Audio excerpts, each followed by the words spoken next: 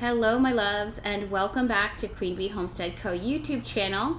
If you're meeting for the first time, welcome. My name is Jess, and in today's video we are going to be talking about breastfeeding and how to increase your milk supply. Now, breastfeeding, I gotta be honest with you, is one of the things that I thought I knew for sure I wasn't going to do in my motherhood journey. Now, there was a few reasons for this, but I will say that looking back at everything, that mindset alone, not having the expectancy that it was going to work out and kind of setting the bar low for myself, was actually one of the things that made me the most successful so far in my journey in motherhood up until this point, and I'll explain to you why. So whether you're a mother or whether you're a parent and you are interested in breastfeeding, preparing to breastfeed, would like to breastfeed, or you are breastfeeding and your supply has dwindled, I'm going to talk to you about how to increase your breastfeeding or increase your ability to pump, like what the milk that is that you're producing, and why you would even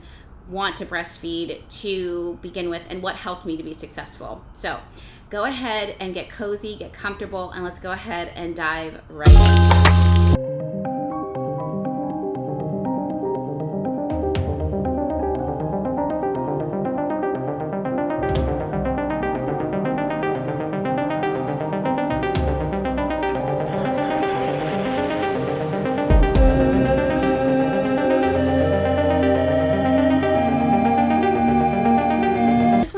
Start off by saying that when I was preparing for motherhood, when we found out that we were pregnant, I started doing a lot of research. Because that's my approach to a lot of things. And when I was connecting with other mothers and seeing other mothers' experiences, new moms and old moms, one of the overarching energies that I kept hearing was the guilt and the stress and the pressure that mothers were experiencing by their ability or inability to produce milk for their child. Seeing that made me immediately prepare to not expect a whole lot from the breastfeeding journey. I didn't want to put that pressure on myself, especially for something that is going to be so important. There's a lot of projects, I've had a lot of success in my life, and I already know that with this type of project, sorry to put it that way, but that's kind of my approach towards it. Like this major thing, this major creation that my body was working on to develop, I didn't want to emotionally put on the burden of failure on myself when I knew I was going to give my best. And it just seemed like something so natural should be so easy, should be so natural, shouldn't it? But with so many people experiencing emotional pain, guilt, struggle, and grief, just trying to get their body to produce milk for their child, I knew I didn't want to have, again, that same pressure. So my partner and I, we had immediately gotten together, as we do all things, we talk all things through, and we started laughing, and it's an ongoing joke between us and our family and our friends, where we decided that we were going to approach parenthood with a sense of humor, and we were also going to drop the bar pretty, I don't say low, but we were going to drop the bar that we had for ourselves from like a B+ in parenting. We were going to aim for like a C- in all things when it came to parenting, including breastfeeding. And that mindset, again, like I said at the very beginning of the very beginning of this video, is one of the things that made us, I believe, the most successful when it came to breastfeeding, to the point where my baby immediately latched on. It was easy and effortless. Her latch, also producing milk, was something that came easy and effortlessly for me, and to continue to provide milk for her has been easy and effortless as well. The things that have helped me are things that I'm going to talk about today, and I will say that I did at one point have a decrease in my supply, and I'll tell you how and why that happened, and what I did to take that decrease and flip it around and make not an oversupply, but enough for her and then some, right? But not overly doing it, which you want to be careful of that. So first things first, if you are breastfeeding, or if you're a parent and you are already breastfeeding, or you are preparing to breastfeed, one of the things that's going to help you to be the most successful is to take all of the pressure off of your body off of your baby, off of you, to get it right and to produce and to make this like the thing. There are too many resources. There's too many resources that can be provided for you to help you to be successful in feeding your child. So to put that pressure on your body and for your baby and for you to get it right, even if this is your first, second, fifth, or seventh child, it just doesn't seem fair. Also, energetically speaking, and I hate to kind of bring it there, but that's kind of who I am as a person. Energetically speaking, anytime when you put pressure on anything, you're going to get some pushback, you're going to get some resistance, because you are forcing something to happen that should be naturally occurring. When you put pressure on yourself, your body can sense that. If you are talking about breastfeeding, you might be pregnant now, or if you're preparing for pregnancy, you'll know this if you don't know already, that our bodies are very, very intelligent. And as soon as you get pregnant and as soon as you're carrying a child, your body becomes like intuitively and powerfully interwoven into your child to make sure that that child is healthy and thriving. So we lose our sense of say in a lot of things because your body will do what's in the best interest of the child. Any type of stress that your body experiences locks your body off from doing what it is that it naturally would excel at for most people, and that includes breastfeeding. So that's why I said at the very beginning of our time together, is the very thing that I like that made me successful with my breastfeeding journey so far was having no expectations and not putting any pressure on myself.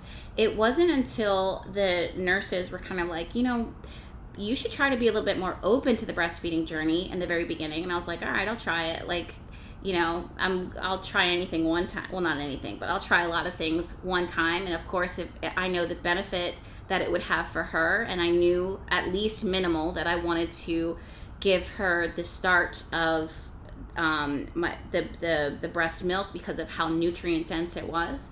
And immediately she latched on. My body was relaxed and my flow was effortless, and it continued to be ample and to provide, right?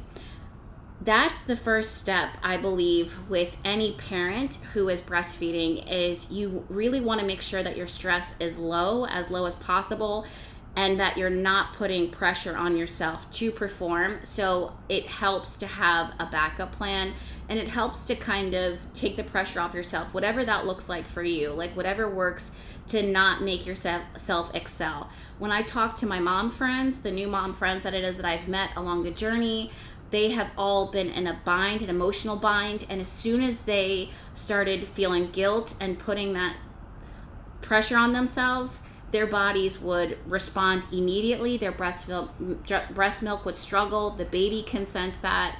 Immediately, the baby can sense it. When you think that you are putting on a brave face and you think that you are performing this feeling of relaxation that you don't have, your child can sense that, I promise you. So try to ease off on being so hard on yourself and being so hard on your child, honestly, to latch and to provide. And I promise you that's going to be one big step forward to producing breast milk, right? The next thing that I think is really going to help, and not I think, but I know will help, is your hydration levels. And also nutrients. I'm going to sandwich both of these things together because they kind of go under the same category of consumption, like what you are taking in. In order to provide sustenance and nourishment for your body, you yourself have to have sustenance and you have to be nourished. Mom has to be taken care of first. In our society, it just seems like, and I'm speaking from experience, it just seems like when a baby is entering into the world or about to enter in the world, there's so much energy around the appearance of this child that we neglect mom, right? It's always this saying of do what's best for baby, but ultimately, in my belief and from my experience, is doing what's best for mom and taking care of mom first ends up flowing to the baby. If the mom or the parent, the main caretaker parent is well provided for mentally, emotionally, spiritually, physically, then baby will too, because everything in their body is wired to take care of this new creature. So try to make sure that you are taking in enough hydration and enough nutrients to be able to trickle that into your child. Now, this was something that I took seriously, that has always been a goal of mine. I think all of us can say that at some point you've set the intention in your life or started a New Year's resolution where you say to yourself, I'm going to drink more water. I'm going to focus on my hydration. Hydration is key. And you try to, maybe you do, but maybe you're not consistent. I'll speak for myself. I'm not always the most consistent when it comes to my hydration, but I keep making promises to myself that I will. It wasn't until my daughter arrived that I really was like, I will not, and especially after my breast milk supply started to dwindle, I was like, I do not want to stop breastfeeding.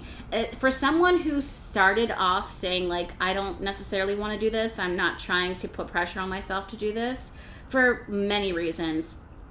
As soon as I started, and as soon as I was successful at it, and as soon as I felt the bond between her and I knew that I didn't want it to end, right? I don't want it to last forever. Let's be honest here. I don't want it to last forever, but I didn't want it to end as soon as my supply started to go down. So anything that I needed to do to make sure that I was taking care of my body so that I could take care of her in this specific way, I wanted to do it. I had to increase my water intake by carrying a jug of water, like a container that specifically is designed to keep my water ice cold, because that's what helps me to get the water down. And also I have to force myself oftentimes, because my body is not accustomed to eating as much as I need to today. Mentally, it has been a struggle of mine. I'm not going to lie to you. I've had eating disorders in the past, but just being totally transparent and honest with you guys. So mentally and physically, my body has not eaten as much sustenance as it has now, but she is my biggest motivation to make sure that I am, and that's something that has been so healing for me. And I could talk about that in a whole other video on how motherhood has changed me. Because I would be more than happy to, guys. There's just so much. I said in one of my first videos, or the first video, I can't remember now at this point, because I have a second YouTube channel that I have over 300 plus videos, probably more than that. But I did say that I was going to talk more about motherhood, and just like, this is just something so easy and effortless, and like homesteading and stuff. So I don't remember where it is that I'm at with that, but I will say that having her has changed me a lot, and especially like in every aspect, but definitely when it comes to food intake. Also, because my body is not accustomed to eating as much and drinking as much as I have to in order to provide for her, and like in a way that is consistent, I've had to take some, I don't say shortcuts, but I've had to add some hacks into helping me to be successful. And one of those things with hydration is I'll mix like half pomegranate juice. Sorry, there's a squirrel that is going through the seeds that I put out in the garden, and she just I don't want to assume, but the squirrel knocked over a pot, which is so funny, like a planted pot. It's just so cute. But anyway, so one of the hacks is I mix like half or 1/3 cup of pomegranate juice with ice and water, or lemonade, natural, nothing that is artificial, because those are just my beliefs. I don't like taking in artificial syrups and flavors and those types of things, or a natural juice of some sort. So that helps it so that I'm not constantly consuming just water. That irritates my stomach over time, and the juice, I could just chug that like that. Like I can chug a juice moment, but the goal is to stay hydrated.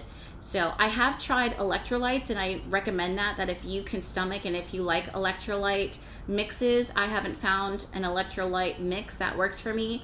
I just tend to make my own natural electrolytes. I can share with you guys some recipes for that. If you're interested, let me know down in the comments. But electrolytes do help for a lot of moms. Also, there's this prime water and coconut water that people drink a lot, like mixers and stuff, that a lot of people swear by. But for me, it's always been my own little mix of electrolyte water. But that's tip number 2 that I want to share with you, is making sure that you are hydrated and that you are nourished. The next thing that is going to help you be really successful with pumping and increasing your supply is when your baby latches on, when there's a connection, your baby will eat as much as they want to, but it really does help.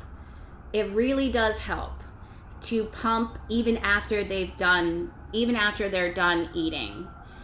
Also, make sure, and I'll explain that in a second. Also, make sure that you're balancing both boobies. For lack of a better, we're all adults here, so I'm going to just say boobs. Or breasts. We could be professional. We could be super professional, but let's just keep it real. 100, right? Make sure that you're feeding equally on both boobs as much as possible, because your body will respond based upon what you are taking from it. So if you are stopping feeding as soon as your baby is done eating, then your supply will match baby's needs, which sounds awesome in theory, but God forbid, the day will come when you don't have, you don't feed every moment or often, or if you're pumping, or if you're formula feeding, a combo of the two. Your supply will immediately respond to that. Almost immediately will respond.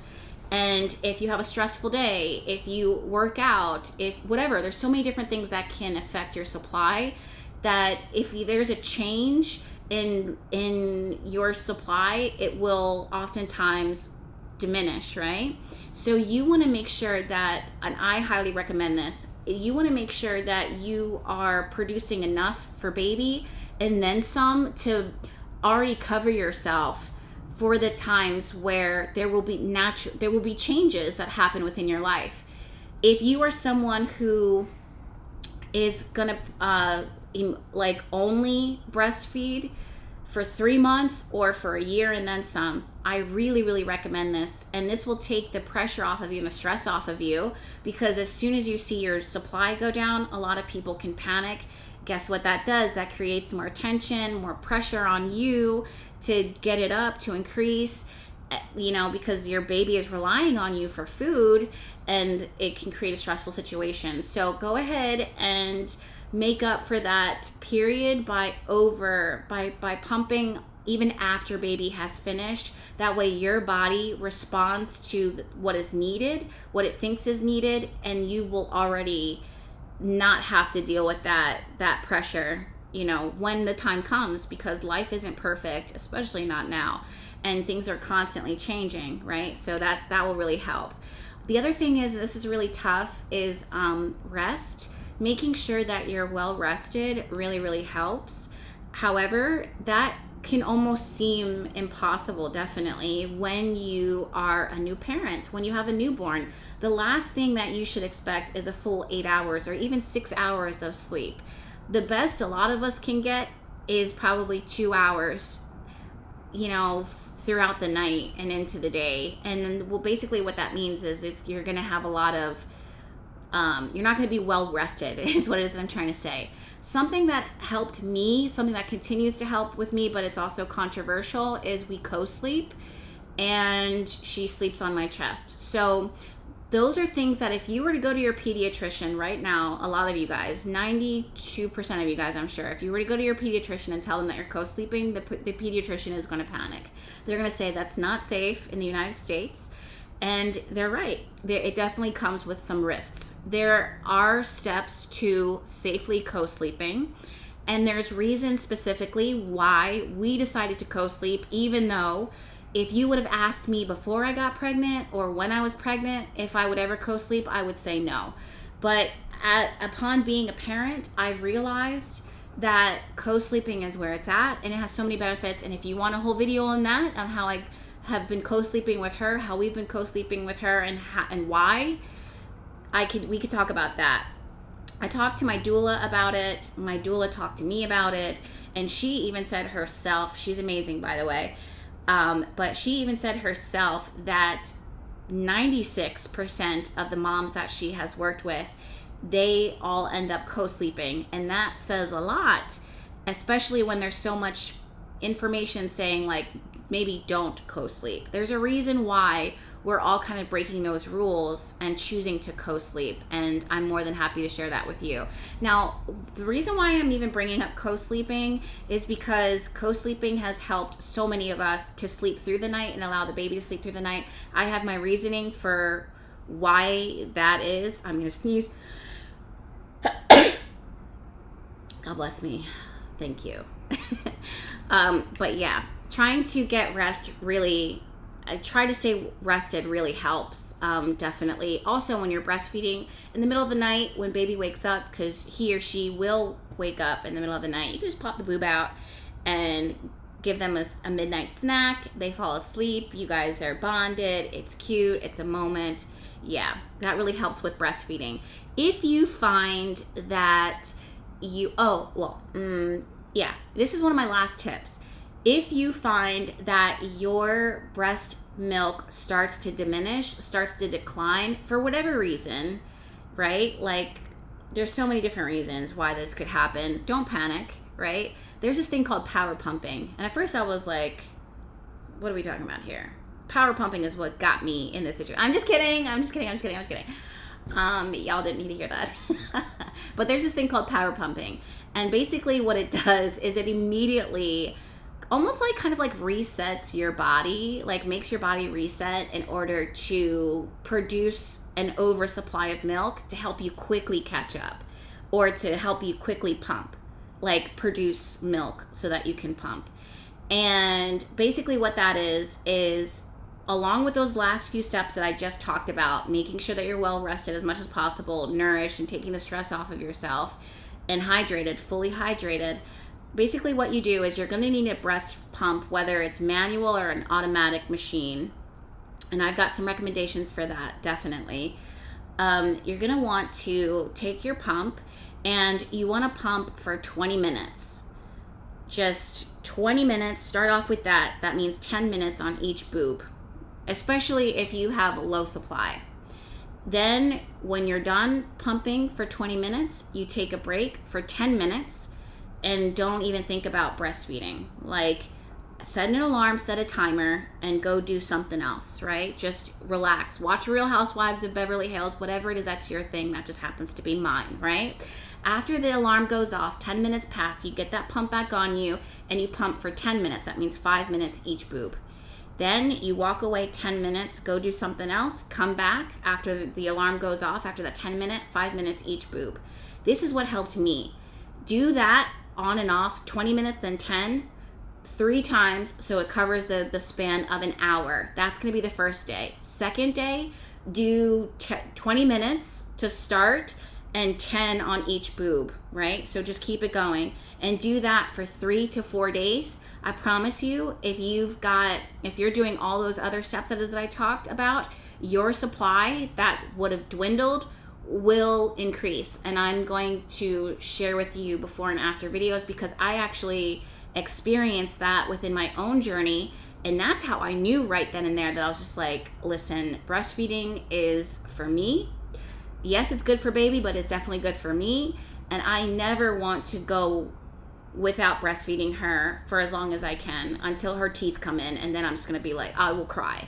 Like, I know I'm going to cry when that point comes, because not only do I enjoy the bonding with her, but it's going to signal her growth. And like, that is just makes me so misty even thinking about it. Like, it really does make me misty thinking about it. So that right there will increase your supply. Last tip that I want to share with you guys, and I didn't really fully understand this, because I'm like, getting a breast pump just seemed so unnecessary, especially if your body is producing milk. But definitely try to get a good breast pump for yourself.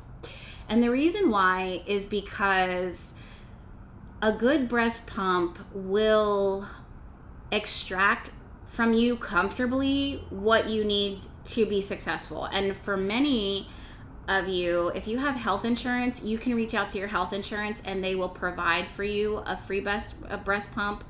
If you are someone who is pregnant and tracking your pregnancy, just be really careful about the apps, because they'll tell you that you can get a free breast pump and like click this link and then you could click on it. Yeah, I have. And then sometimes you put your insurance in and they've got complications. So just, I know it's annoying, but try calling your insurance company and let them know, like, hey, I'm calling because I would like the free breast pump. Like, my due date is this day, or my child is already here.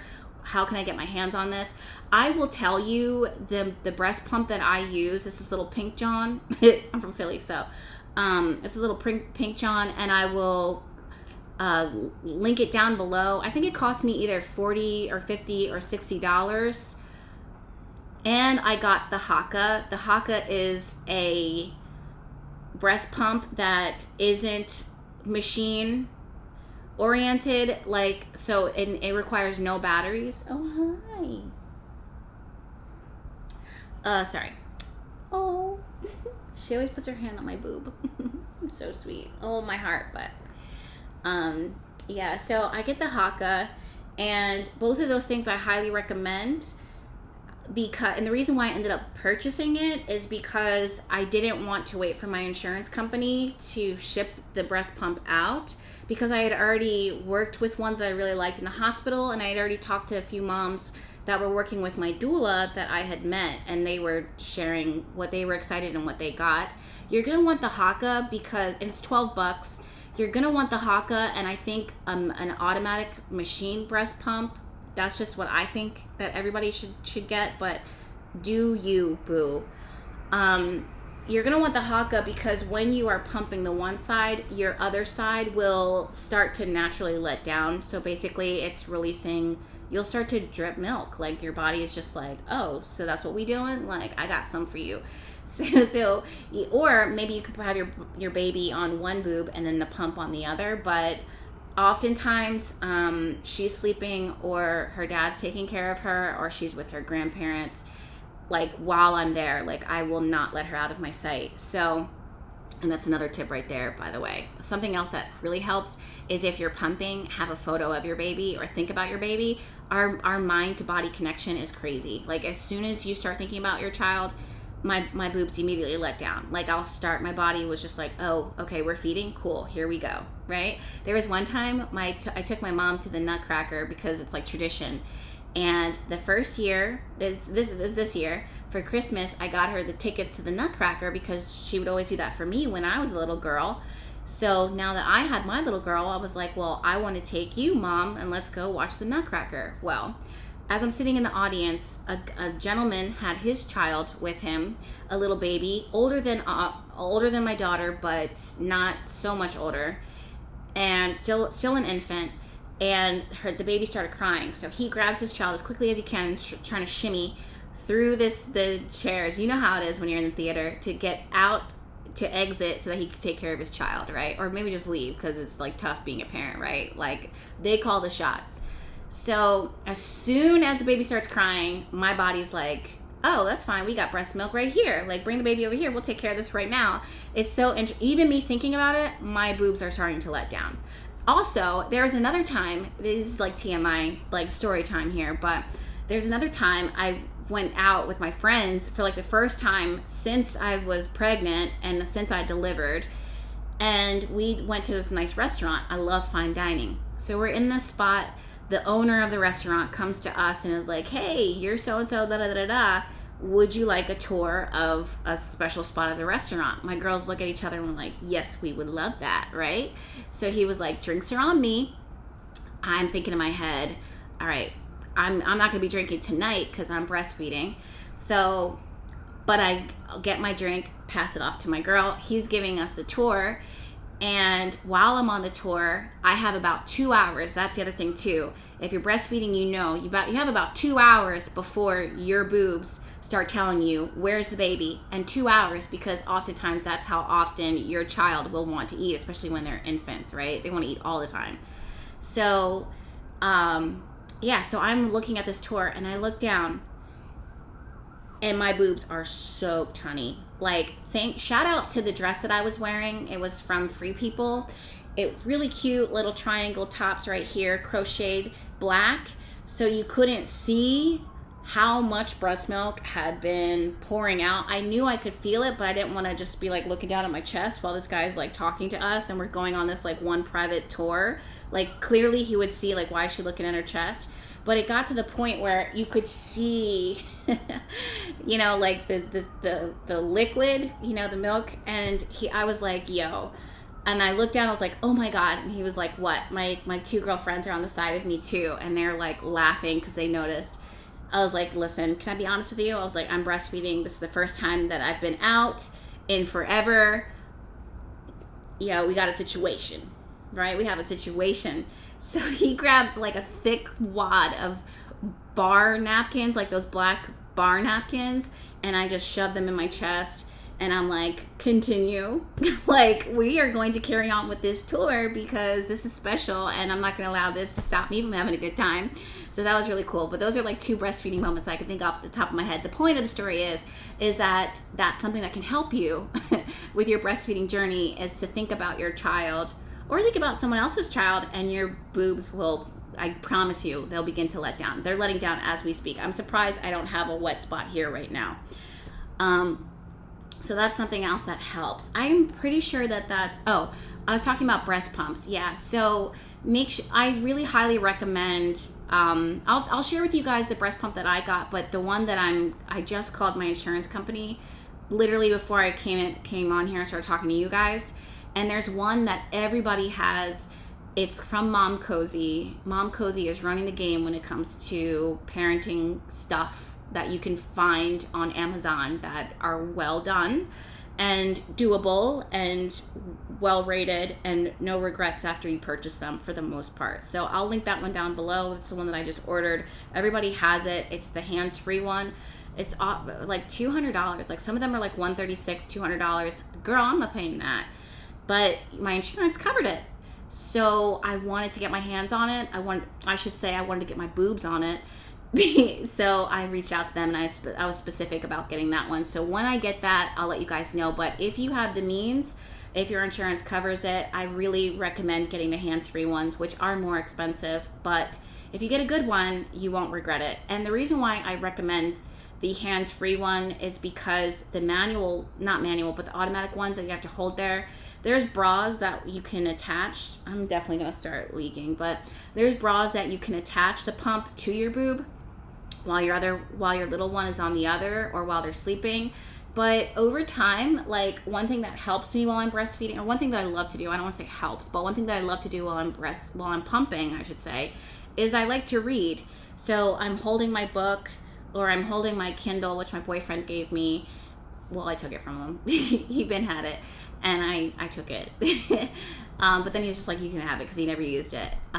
So yeah, I'll be reading a book, or I'll be reading my Kindle, like holding a Kindle, and it's just it'll be more fun and more easy and efficient and relaxing to have the hands-free pieces pumping both boobies, and less time consuming. So those are all of my tips for breastfeeding. Make sure that you're breastfeeding often. Try not to skip, especially when you feel the letdown, which, if you don't know what that is, it's when your boobs kind of fill up. Sometimes it's a little painful, sometimes it feels weird, and sometimes it's just cool, right? But when you feel that letdown, try to pump in those moments.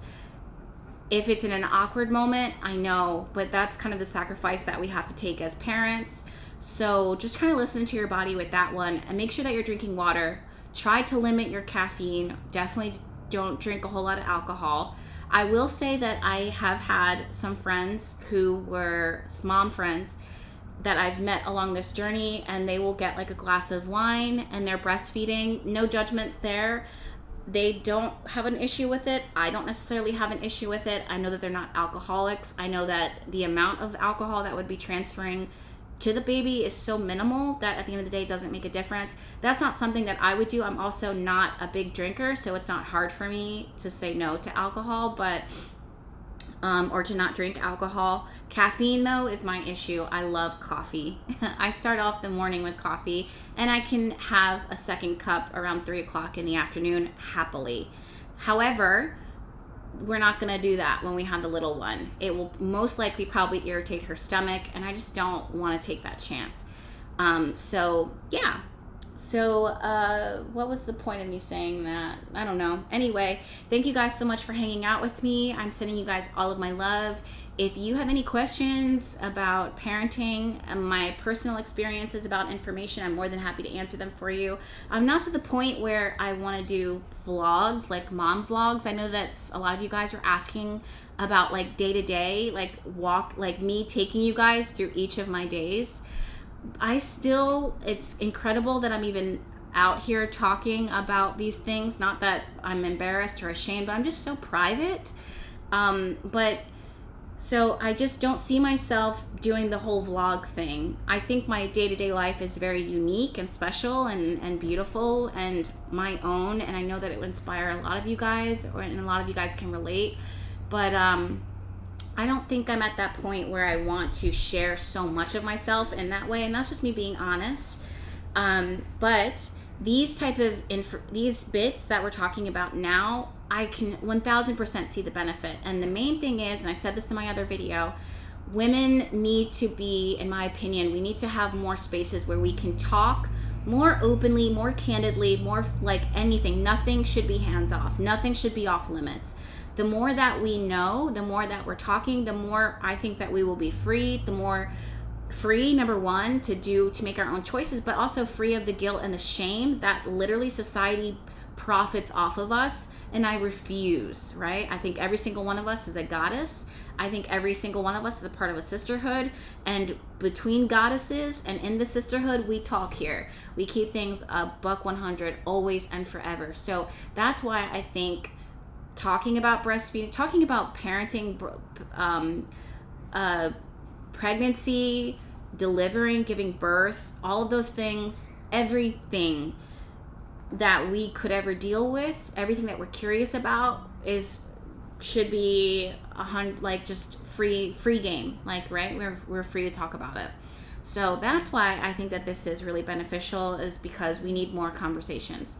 Also, I know that there's a lot of YouTube channels that talk about breastfeeding or talk about pregnancy, and they'll be like, oh yeah, I'm going to keep it 100 with you. But then I'm like, looking back on my own pregnancy journey, I'm like, the things that they would like giggle about, like on their YouTube channel, like, oh my God, yeah, I farted, like I had gas. And then they're like, oh my gosh, don't judge me, like this is TMI, or I had an increase in vaginal discharge, ha ha ha ha.